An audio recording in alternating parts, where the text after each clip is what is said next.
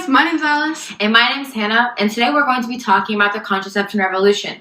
Buckle up because we are going to go into the past. And we're going to go fast. What's the contraception revolution? That's a great question, Alice. What was it? And how is it affecting today's society? The contraception revolution all started when the first contraception was introduced into the U.S. in 1960. Although evidence shows that various contraceptives have been used in the U.K. as early as 1640. Wait, what even is a contraception? A contraception is a barrier or method to prevent a pregnancy. These methods are vital to today's society because they allow for a bigger control over family planning. It has also had a major effect on the total fertility rate. To get to the root impact of contraceptives, we have to learn more about TFR. TFR, or total fertility rate, is the average number of children a woman has in her childbearing years, ages 15 through 49. The ideal TFR is 2.1. This number represents replacement level fertility. This is a healthy rate for a stable age structure diagram. This is called the replacement level fertility number because it ensures that the father and mother will be replaced when they die, and also counts for the death of some children. To look more into TFR, we created an experiment. The hypothesis was if a country has a high access to contraceptives, their TFR will be close to the replacement level of fertility. To test this, we gathered the TFR of the US, Japan, Niger, and the world overall. Japan and the US represent a country with a high access to contraceptives compared to Niger, which is a country with a low access, with the world being the control group of this experiment. Let's take a first look at the graph of US. As we can see, the total fertility rate dramatically decreased after the year 1960. Fun fact about the year 1960, this was the year the world's growth rate peaked. We can infer that the drop in fertility rate after 1960 was because of the new introduction of contraceptions. To the right of the graph, we can also see the age structure diagram of both the 1960s and to the present day. This information shows us that the US population is stable, but in the future it may start to decline. As we can see, Japan's TFR rate is not at a healthy rate as it is lower than 2.1. This results in their age structure diagram declining. A declining age structure diagram means that the older cohorts have larger numbers than smaller cohorts. Some issues that include are declining age structure, decrease of labor force, reduced economic growth, decreased entrepreneurship, and many more. Understandably, there are other factors that affect the declining population, such as economical factors that interfere with family planning, as it is the world's third largest economy. Now let's take a look at Niger. As we can see, their TFR didn't decrease much. Because Niger is still a developing country, naturally it will have a higher TFR than other developed countries. This is due to a combination of factors such as the easier access to both healthcare and education, and increased opportunities for women, including education, equality, and economic opportunities.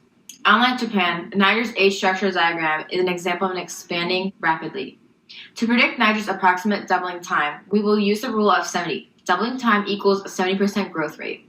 According to this equation, Niger's doubling time will be in 18.92 years.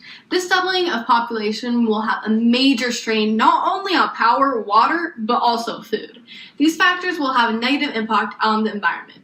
To state it simply, producing food has already had a major impact on the environment because it pollutes nearby water resources, cuts down forests for grazing land, and contributes to greenhouse gas emissions. For all of these reasons, it is vital to make contraceptions more available in not only countries like Niger, but every country in the world. After looking at these graphs, we can see that the TFR of all of them have dropped significantly except for Niger's. This proves the hypothesis to be correct. Of course, other factors have come into play, such as the poor female education and cultural norms, but contraceptives is a very big variable. Why has human population grown so much over the past 200 years? There are many factors that play into this, such as lifespan, urbanization, and poverty. For example, the improvements in the healthcare system and agricultural have tied into this, such as improvements of sanitization and waste removal, as well as the quality of nutrition in everyday foods, promoting a more satiating environment for repopulation.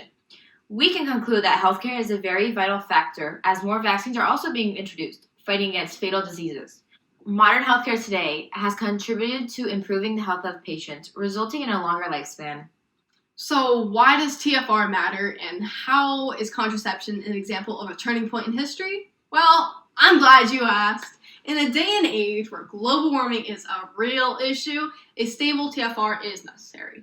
If we want to continue our day-to-day ways, we need to have a replacement level population. This is because it puts less of a strain on natural resources. With an overabundance of people in our world, we will need to produce more fuel, cut down more forests for building materials, turn more land into housing, and use more transportation.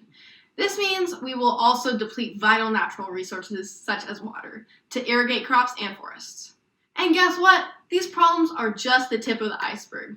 Well, actually, with this increase in population, we probably won't even have any more icebergs. But that's another long and complicated story. What I'm getting at is that we already are having troubles with global warming. If the global TFR increases, the time with our Earth will shorten even faster. We can already see that the revolution has already impacted developing countries. In order to shift this focus and this impact, we need to shift the revolution into third world countries to help their age structure diagram from expanding to a stable rate and get their TFR rate closer to 2.1. Without contraception, global warming would be even worse. Overall, contraception has played a massive role in the population in the US. Although we have been focusing primarily on the impact contraceptions have had on TFR, there are many other reasons it has shifted our society. Number 1, education and empowerment. Access to contraception has allowed women to continue their education and focus on it. By delaying or even avoiding pregnancy, women have been able to achieve higher levels of education.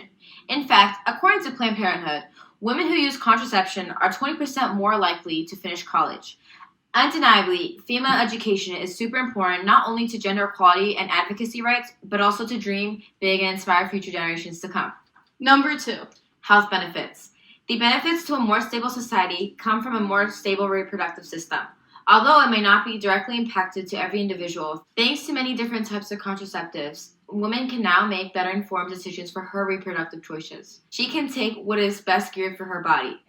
To expand on this, certain contraceptives can help reduce the risk of ovarian cancer, the lower PCOS symptoms, and for a better quality of life overall.